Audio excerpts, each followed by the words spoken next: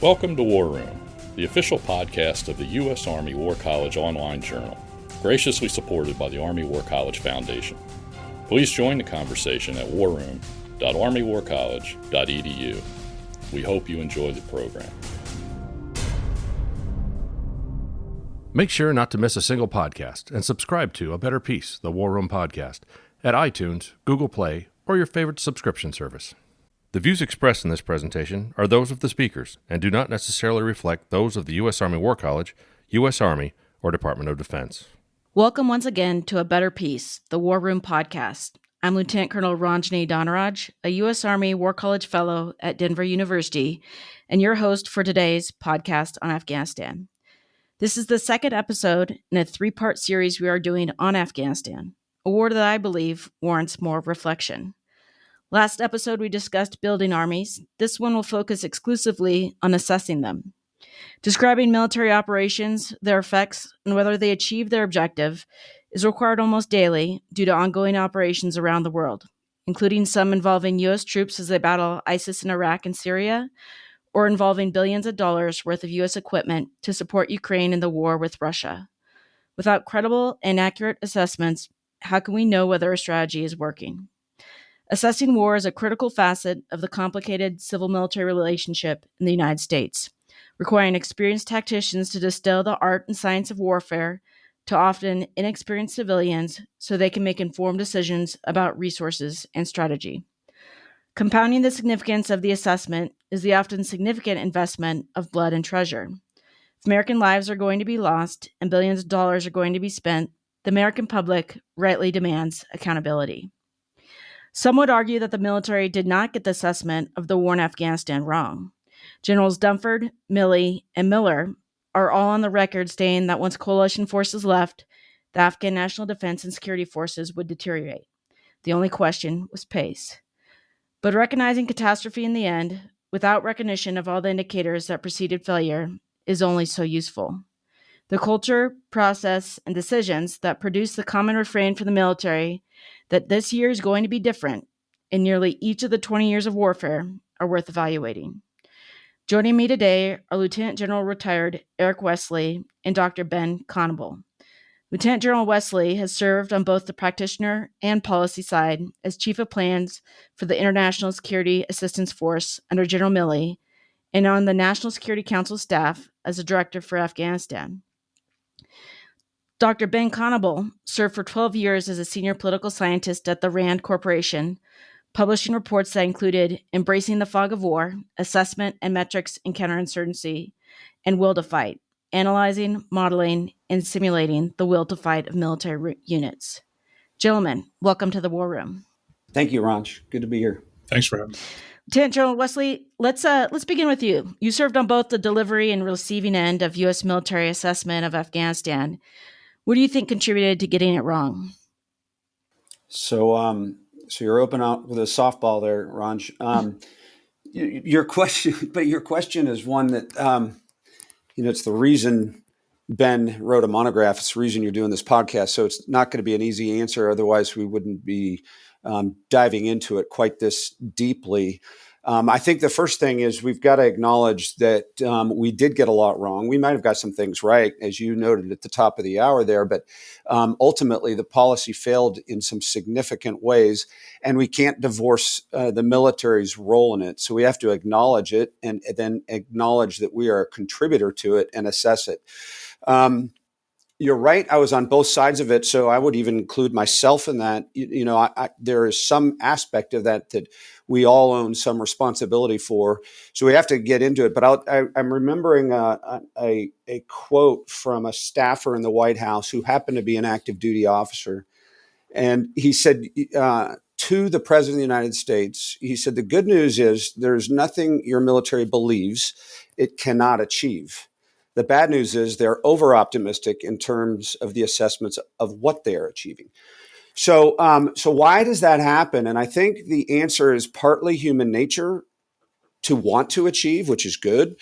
And it's partly in the nature of counterinsurgency, which is a lot less tangible than conventional combat. Conventional combat is a lot like sports. You know who's winning and who's losing. when you're changing cultures and political dynamics, that's hard, and it's hard to assess. And I think when you combine those two, human nature and the nature of counterinsurgencies, it becomes very complex and difficult. Yeah, I agree with you. And it's probably the reason it took Dr. Connable 300 pages to try to articulate how you would assess COIN. But Dr. Connable, I know you looked at this very extensively through both a theoretical lens and then case studies of Vietnam, Afghanistan. And how would you diagnose the military's assessment shortfalls? So I'll echo General Wesley and also acknowledge some of my own failings as part of the assessment process when I was on active duty in Iraq. I think we all probably would look back and change some of the ways that we approached assessing progress towards strategic end states. So I would argue, first of all, that there are challenges with the military approach. I'll get into those, but there are serious problems with the policy at the policy level and with the way that we formed our strategies. We arguably didn't have a strategy in Iraq for almost 2 years after we completed the invasion until the national strategy for victory in Iraq was published in early 2005. And then in Afghanistan, the strategy kept shifting. If you go back and look over the course of any number of years and administrations, it adjusted frequently. And a lot of people would like to say that, we had one consistent objective, which is to prevent Afghanistan from becoming a safe haven for al-Qaeda. But even the way that we approached that was different. So when you don't have a clear vision for what you'd like to achieve, it's very hard to assess progress towards that objective. So it's just a fundamental flaw at the policy level that already starts the military off with a handicap. But I created, based on a long literature review and 3 cases, Iraq, Afghanistan, and Vietnam, I created 7 criteria for a good assessment. I said an assessment should be transparent, credible, relevant, balanced, analyzed, congruent, and parsimonious. So transparent, even if it's classified, internally we should all be telling the truth to each other about what we're seeing and what we're not seeing, what we're able to assess and not. That often just wasn't the case. Credible, that we can back up the things that we say with evidence and strong argumentation that is not just personality driven, that it's relevant to the objectives and to the questions that senior leaders have, that it's balanced and that we have different types of data that are all and information that are all relevant to the problem, that we've analyzed it thoroughly and also been honest in our process there, that it's congruent with the way that we want to apply our strategy and tactics, and parsimonious. And I would argue that this is where we really fell flat in Afghanistan. Instead of thinking about the problems we needed to solve and coming up with a process that was logical and maybe even trimmed down quite a bit, we let it balloon to almost comic proportions. At one point, I think it was in late 2010 in Afghanistan, there were 2,000 metrics that were required for collection at all levels of command. The burden that put on subordinate commanders effectively made them all irrelevant. And you saw what occurred in Vietnam and also in Iraq, which was lying. And then we started to corrupt primarily the officer corps, but also to some extent our staff NCOs from the inside. And I would argue that corruption carries through to this day. Yeah. So in your monograph, sir, you talked about kind of a disdain for all things that are quantifiable, or the military's over-reliance on quantifiable assessments, arguing that there's a place for qualifiable assessments as well. How do you juxtapose those two? And what is the right balance of quantifiable and qualifiable information in an assessment? There's a very specific American way to approach any problem. Right? We always think we can measure things. And whenever we have a problem, we want to apply a measuring process to it. We use the term metrics in a very loose way and to mean everything from a type of data to a standard for performance to an entire assessment process. And what we really mean by saying metrics is that we're going to measure something.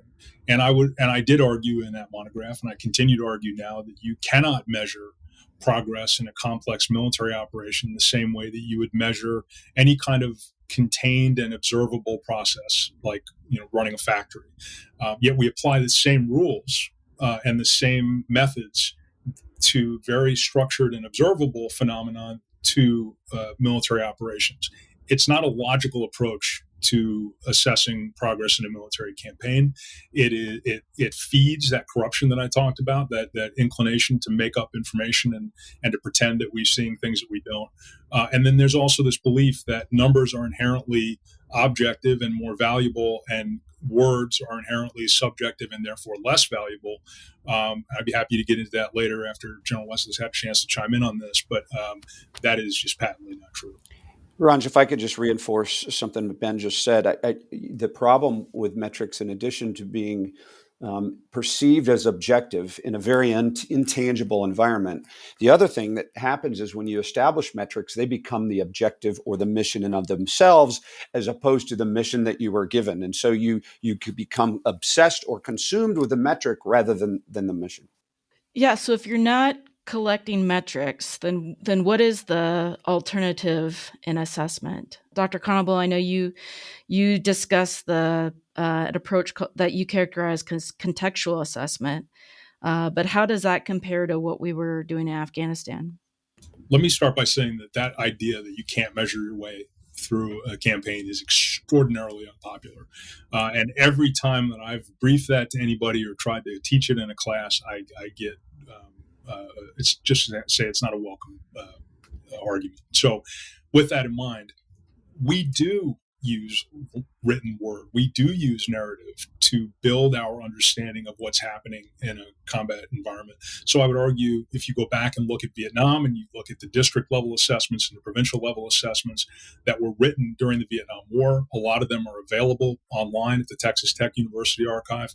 Those are fantastic. And if you can't read those and get a good sense of what's happening on the ground without having to add things up or do body counts or the Hamlet evaluation system or whatever, then you're not reading hard enough. And you're not putting the time and effort in to read all of that information. My argument was, keep doing that. Have that natural process where commanders bubble up that information from the bottom in written assessments. Keep all of it. So stick to the standards that I've observed and said, be transparent. Show all of your evidence. What some people read that as was that I wanted each commander to read 500 pages worth of material. That's not what I was arguing. What I was arguing is let's let it all bubble up, and we can continue to condense that information at the top, but everybody can see every report written underneath. And you can include quantitative information in there. You can include metrics at the local level that you think are relevant to local progress or lack of progress. But you're not dictating this top-down direction, as General Wesley points out, thereby changing the approach and the objectives of your subordinate commanders, perhaps unintentionally. Sometimes math and objective assessments indicate a lazy approach to assessments. There was a time to the turn of the 20th century, we became consumed with science. It's why we have courses in college called political science or social science. A good portion of life is artistic. It's narrative. It's descriptive. And I think it's lazy to think that everything can be indicated by an objective measurement using math, and therefore we have to exercise the ability to be descriptive. Yes, sir. You've been both a brigade and a division commander. I mean, what would you have to have changed, or what guidance would you have to have put out, or education or additional classes or schooling for your commanders to get that kind of bottom-up feedback in a way that was useful for assessing progress in Afghanistan? Well, I think first of all, we'd have to become comfortable with ambiguity. And part of that means you've got to take time to understand nuance. You have to take time to understand dynamics that might not have a metric. And I think I would have preferred, as a subordinate commander, to have the freedom to describe the environment that I was leading in. The problem is, how do you coalesce that? And that's, I think, the work that Dr. Connable has tried to create a hybrid on this kind of thing. And I think there's room for that. The beauty of doing the exercises and the work associated with the descriptive effort is that it flavors the context of your objective metrics. And I think it allows for context in a preferable way. Okay. Earlier, you talked a little bit about this. Many believe the pressure of showing results leads to optimism in reporting. The cynics, however, think optimism is a means to lie or spin results. That's probably the worst thing that's come out of Afghanistan is that some of the public doesn't believe when our general officers get up to brief about warfare. General Wesley, in your experience, did you see or feel pressure to show results? And how do we mitigate against the optimism of military reporting? Yeah, I think, first of all, I think the criticism is fair. We were in Afghanistan for 20 years, and there were many times when you felt, based on testimony, that we were 6 months from turning the corner. And we saw the outcome. So that, again, this is why we have to be transparent and have this discussion. But to your question, I would say, let's be clear that we all feel pressure to show results. We should feel pressure to show results. You aren't a competitor, nor are you, I think, a responsible leader if you don't impose that pressure on yourself. I think that the issue becomes one of the nature of coin, which is intangible, and it leaves room for interpretation. So how do you mitigate that is your question, I think. And this is why Ben's work is so important, Dr. Connable's work is so important. I think it's important that we have open and honest dialogue, and the military has to participate and acknowledge its role. But in short, I think it's scrutiny and transparency.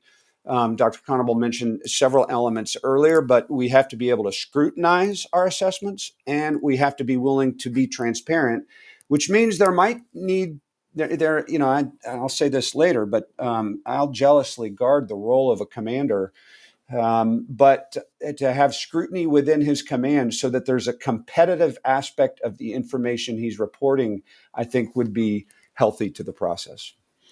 Yeah, we levy a lot of external evaluations on our own units to assess readiness and performance, including external observer controller trainers at combat training centers. So if it's not the advising force assessing the security forces, then who else could it be? Dr. Connable, I don't know if you have a perspective on this. Yeah. So the question is, what is it appropriate to have commanders grade their own homework, and if not, then who's going to do it? I mean, both approaches kind of stink, right? I mean, if you're grading your own homework, you're clearly going to be biased. Even the most honest person is going to have a very clear perspective on what they're doing. And if you bring in an external observer, they're not going to have a very clear understanding of what's going on unless they stay there, and then they become part of the team. So there's really no way to fix that problem. I would also argue that if, I don't want a commander who's not optimistic. And so, we don't want to get rid of the commander's optimism either. I mean, that's not a good thing. You can't be General Wesley, I'm sure would say this, you can't be a commanding general and walk around being a sourpuss and tell everybody we're going to fail. I mean, that's not going to work either. What is in control of the commanders, and I'll answer this question in a second, is setting expectations. And this goes to the objectives piece. We can't set the policy objectives. That's for policymakers to do. But military officers can do a better job setting expectations for what can and can't be accomplished. And if they are under political pressure to create unrealistic expectations or deliver unrealistically within a certain time frame, then it is their responsibility to push back. And if they don't do that, then it doesn't matter how they do their assessment, they've already failed. In terms of who else might do the assessment, I think having a combination of people doing it from within and without is probably a good approach. Sorry. So I think I agree with what Dr. Connable just mentioned, is having some combination. And Ranj, I'll tell you, you and I have never been to a combat training center where we didn't have an observer controller team. I'm not saying that we would have the equivalent, but it's this competitive process. And, if you were to ever say, hey, I'm going to go train my brigade in Fort Irwin, California, and I don't want any observer controllers, you would never be funded for that. It's ironic that we don't have some kind of moral equivalent when we go to combat. Again, not saying we need OCs in combat, but at least alternative observers or alternative competitive input, I think, would be helpful for scrutiny. So we essentially had, that external audit in John Sopko as a special investigator for Afghanistan reconstruction. He had a congressional mandate, And his team really did yeoman's work serving as an independent and objective auditor of reconstruction efforts in Afghanistan. But I don't get the impression that his work carried a lot of weight, and I definitely don't get the impression that DoD or Department of State were very amenable to what he had to say. Actually, in the final report that they just published on the collapse of the Afghan forces, in the cover letter he put along with it, it said, DoD and Department of State declined to review a draft, really didn't offer any participation, and didn't open the door really to their work. So, how do we get more participation in with our external auditors, or buy-in from the military or Department of State for their work? Because like I said, Sagar did yeoman's work in Afghanistan. There's quarterly reports from the war. There's also comprehensive lessons learned reports that I'm not sure, made it to the right desks in the department to be acted upon. Yeah, I had opportunities to work with them on several studies. I was actually quoted in that most recent report that you mentioned. They had their ups and downs, and there are some great people on that team and some that I really respect. But whether it's fair or unfair, and I'm not making this accusation, I'm passing along the perception that I gleaned from fellow military officers, was that they were basically just gadflies, and everything was negative, right? So that there was very little positive to show for it. I disagree with that to some extent. I think some of it's fair. Look, they're an inspection command.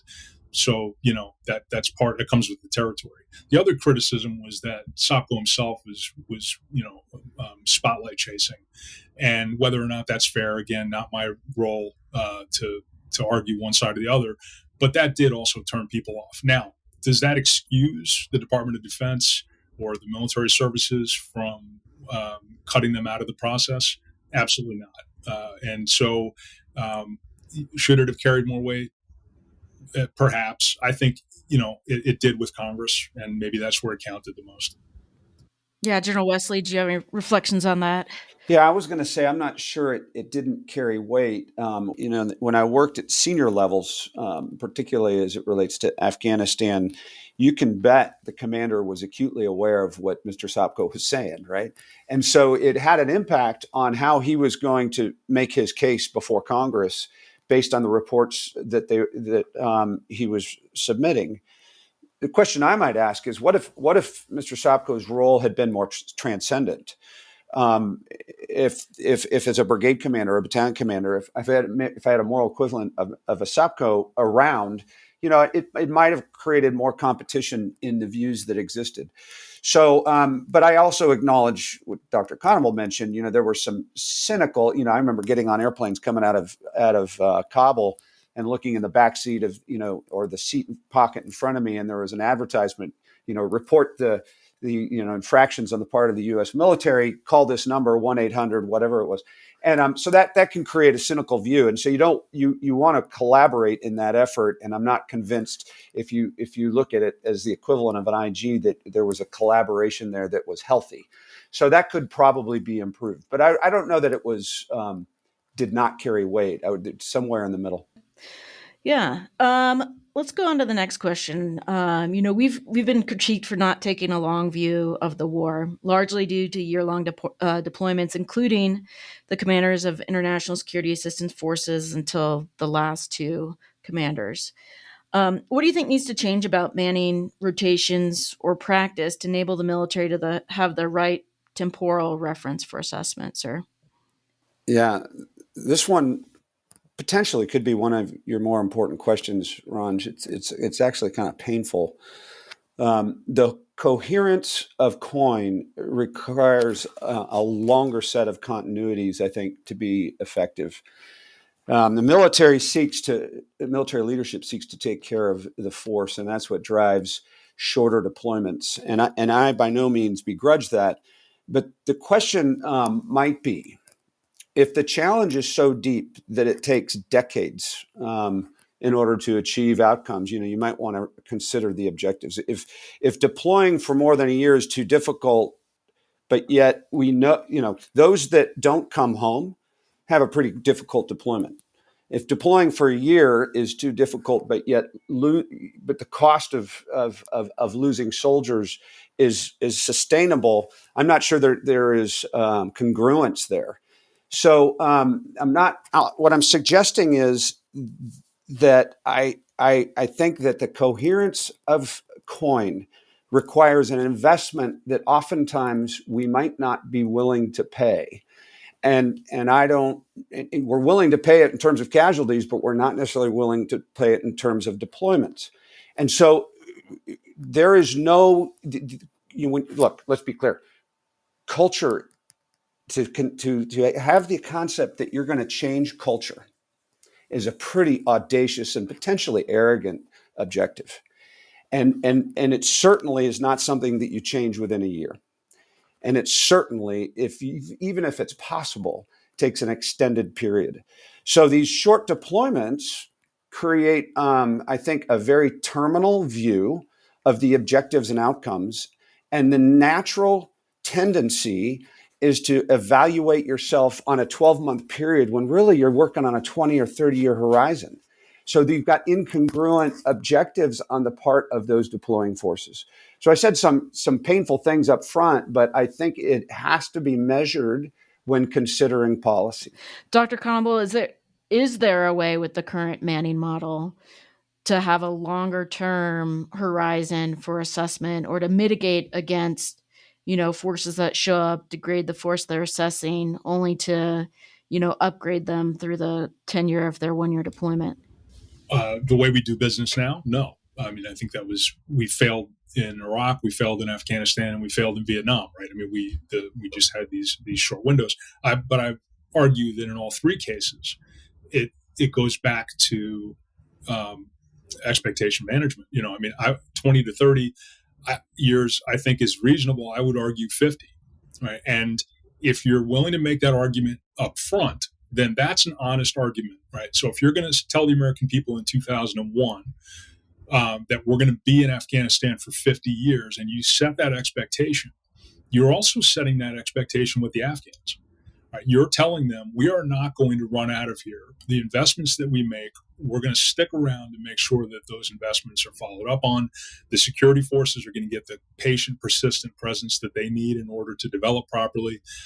We're going to be here. Whether or not it's the same people year after year is not the most important thing. It doesn't matter. But the fact that we're going to be here means that we're going to assess on a reasonable timeline. And so that sets the assessment cycle. It sets expectations. It helps set the objective. And if the American people reject that, 50 years is too much, we're not going to do it, well, then you just spared yourself a lot of pain and a lot of treasure down the road, right? So it's that honesty up front. It sets everything that comes after it. And if we're dishonest at the outset of our engagements, then there's not much we can do to clean them up after the fact. Okay. One of the intangibles the military missed in their Afghanistan assessment was the security forces' will to fight. And Dr. Connable, I know you've recently published a heuristic for this evaluation. How do you propose this is evaluated going forward? Yes, the U.S. Army actually invested in 7 research projects on will to fight before I left RAND. They've got another one going right now. So this has been a U.S. Army project from the beginning. They're the ones that saw the benefit in investing in understanding will to fight. So I just wanted to give a shout out to Army leaders for making that investment before people really realized it mattered. Right? We've been saying that will to fight matters since we started reading Clausewitz. But we basically pay lip service to it, right? And there is no official definition of will to fight in the U.S. military. There is no will to fight assessment process, and there's probably not a very good, clear, consistent understanding of what will to fight even is amongst even senior officers. And we interviewed plenty of them, and there was no consistency. So what that translates to in practice really is that will to fight is paid lip service in counterinsurgency operations. It was paid lip service in Afghanistan. And so in the assessment processes, to include the TRAT, the QUAT, and even in the last one, which I can't talk about because it's classified, all of those assessment processes effectively either ignored will to fight completely or just put a little checkbox in or a narrative box. And there was no direction to anybody on what they were supposed to do, what it meant, how do you grade it. Assessing will to fight is incredibly difficult, and it's something that requires training and practice. And we did offer a model and a heuristic to help people think through it. And the Defense Intelligence Agency just created their own will to fight assessment tool. It's unclassified. It's not posted online, but it is out there. And so this is already being adopted. And they kind of took a lot of what we did at RAND and adopted it, and they defined it too. So the way we defined it was will to fight is the disposition and decision to fight, act, and persevere when needed. And if we can assess that in a fighting force, we're not going to have a disaster like we did in Iraq in 2014, or like we did in Afghanistan in 2021. Yeah, I mean, the SecDef was also critiqued for our failure of assessment of the Ukraine military at the get-go as well. What can you just provide a couple examples of some of the things you look at specifically to assess will to fight? So General Wesley mentioned culture, and culture is an enormous part of the will to fight assessment process. Understanding the military culture that you're dealing with, understanding the culture from which you're drawing the contingent of soldiers, the cadre, and your officer corps, and then being able to gradually over time shape that culture, or at least identify the weak points in that culture and identify strengths or areas that you can shore up. Understand what is within and not within your control. So things like developing unit cohesion, esprit de corps, the degree to which troops feel that they're supported, helping them understand their mission, organizational corruption and integrity, the process by which people are disciplined, even civil military relations, which is not necessarily in military control, but it can be when we're doing institutional development at the national level, like we were in Iraq, Afghanistan, and Vietnam. So it's a holistic approach to trying to understand human behavior, the disposition that humans have towards behaving in a certain way. Interesting point, Ron, is and I hate to take us backwards here, but if we're going to assess will to fight, and Dr. Connable, you can correct me on this, but ultimately the individuals making those assessments will be the command also. So again, we get into this idea of optimism, of being of having an optimal view or optimism towards the partner unit that we're working with. There's this tendency to have incentive to report it differently than what may exist. And so even that assessment becomes intangible and difficult because you never want to report your sister unit as not performing or being willing to fight. So it's, again, very difficult, intangible assessment. It is. It's extremely difficult. And, a lot of the feedback we got was it's so difficult, don't even try. But I don't think that's an option given what has happened, in our last few experiences here. So, but given that, so one way to deal with that problem, both for will to fight and for just the assessment process writ large, is to avoid consolidating and averaging our assessments down into a single number or a color code, because that's what we always do, right? We always want to have a color code, and if it's red, it's bad. It's yellow, it's medium, and it's green, it's good, or it's a percentage or a digit, and all of those things are in a complex environment are misleadingly precise. And if they're misleadingly precise, then that means they're not accurate. So one way to do this is to keep the individual assessment cones, the things that you're looking at, the factors that you're looking at, stop right there and leave them in their natural states and look at each one of these factors independently, write about it, talk about it, but don't converge them into a single metric or number or color. And I would argue that when we do that, not only are we being disingenuous, but we're creating this odd reverse process where if I give you a yellow color code, now I'm going to sit in a room with you and argue about what yellow means. Whereas if we had just had a more nuanced and complex conversation to begin with, we never would have had to have that conversation. And Lord knows we've all been in meetings like that once or twice. Well, it's interesting that life is not just red, amber, or green Yeah. in our own lives. For sure. Well, gentlemen, I'm conscious that we're running out of time here. So last question to you both. In his work on why operations assessments fail, John Schroden presents a failure cycle in which doctrine and training shortfalls lead to process and products that don't meet commanders' expectations, leading to their lack of interest or attention in assessments and subsequent lack of advocacy. So how do you recommend we break the assessment failure cycle? Yeah, I think the first thing from a policy perspective, we have to take to a degree an appetite suppressant, and I think we implied that earlier. Sometimes there's nothing we think we cannot do, particularly in the military, and I think we have to be cognizant of that. The education is an option, and I think Dr. Connable will talk a little bit about this, but educating the force on assessments, but also educating policymakers on this effort, which is difficult to do because typically policymakers don't come up within an institution. And then the final thing, and I think this is something that the military needs to really take a look at, is you have to double down on courage, because sometimes this stuff takes a lot longer than your tour in Iraq or your tour in Afghanistan. And you just have to be willing to absorb that. And that takes incredible leadership courage.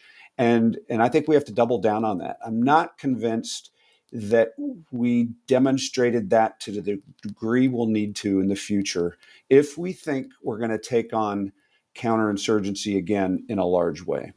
Yeah, and I don't even think this conversation is limited to counterinsurgency. I think even right now, looking at what's going on with Ukraine and Russia and our objectives there, I think that it's clear that we're going to have to.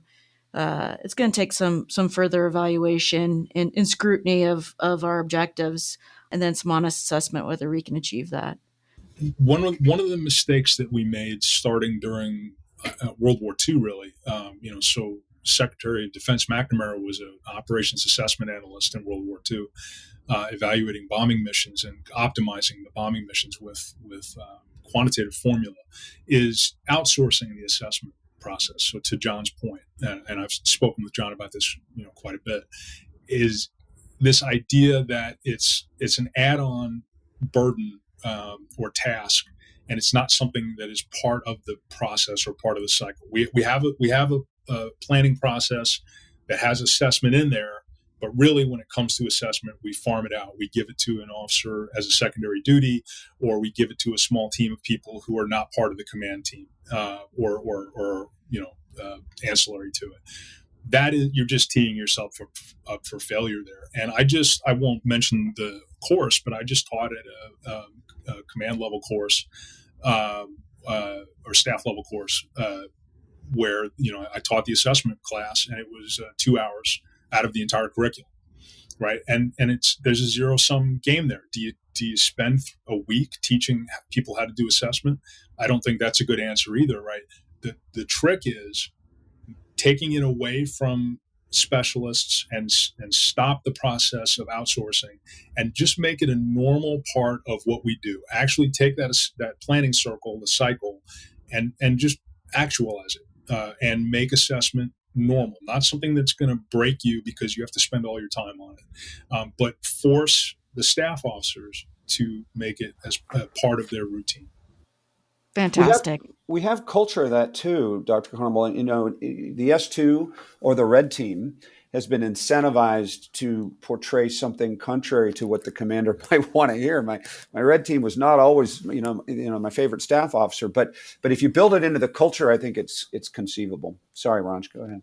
No, and it's not only red actions and blue actions, but also white actions. I mean, the actions of the civilians on the battlefield as well, or your assessment of them. Well, gentlemen, that is all the time we have today. So I really appreciate your participation. I appreciate the time. I know that you guys are both really busy. And thank you both for your service as well. Yeah, thanks. Thank you for inviting me. Thank you, Ranj. Good to be here. Afghanistan taught us many things. Notably, we can't assume our actions will have the intended effect, thus the need for assessments. The doctrine on assessments, how we train and educate leaders to do this, and whom else we invite to create competitive views, our starting point to remedy this challenge. And again, I don't think this is limited to counterinsurgency. Assessment of modern-day warfare in multiple domains will have effects we can't yet envision. Warfare is not a closed network of known inputs and outputs. The enemy gets a vote, the civilian population gets a vote, and all too often, the other adversaries influencing from afar will vote as well. Please subscribe to A Better Peace on your podcatcher of choice. This conversation is over, but we look forward to welcoming you again. Until next time from the War Room, I'm Lieutenant Colonel Ranjini Danaraj. And that concludes our program. Thank you for listening. The views expressed in this podcast reflect those of the speakers and do not necessarily reflect the views, policies, or positions of the U.S. Army or the Department of Defense. Let us know what you think. Provide us your feedback, comments, or suggestions through our webpage at warroom.armywarcollege.edu. And have a great day.